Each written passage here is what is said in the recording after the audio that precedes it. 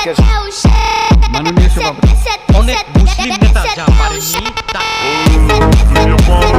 পয়গম্বর মুসার অনেক রাত ডক্টর ইউনূসে আজকে প্রিয় দর্শক, সৌদি আরবে বাংলাদেশের ক্ষমতার মসনদে নিয়েছে।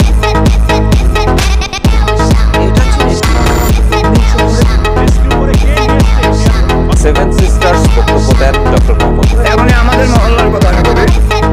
আজকে শেখ হাসিনার হামলায় যে প্রিয় দর্শক আসসালামু আলাইকুম বাঙালির আবেগ মালদ্বীপে কিভাবে মুসলমানিত্ব আসলো?